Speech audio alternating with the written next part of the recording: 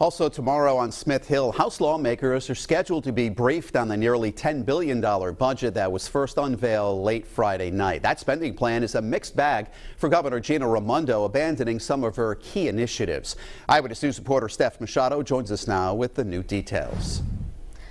House leaders declined to implement a number of new taxes proposed by Governor Raimondo, which meant they also didn't include some of her proposed programs, including an expansion of the Rhode Island Promise Scholarship to Rhode Island College.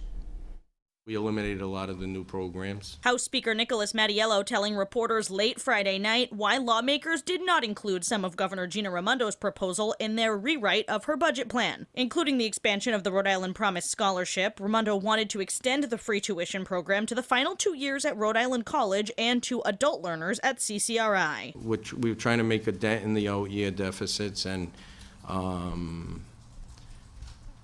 therefore you had to look very closely and skeptically at any new programs, and we just not believe it was the time. Raimondo's proposal to expand pre-K did much better. The budget plan passed by the House Finance Committee Friday night adds 280 new pre-K seats. It's an aggressive expansion of pre-K, but we did not make it universal.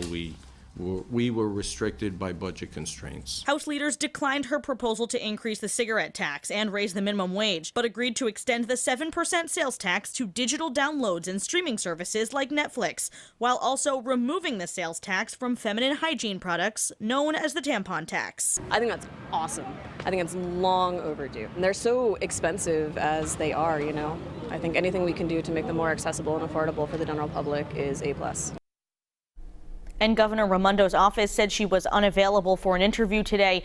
Coming up new at 6 o'clock, lawmakers say they are not legalizing recreational marijuana this year, but will tell you how they plan to expand the medical program. I'm Steph Machado, Eyewitness News.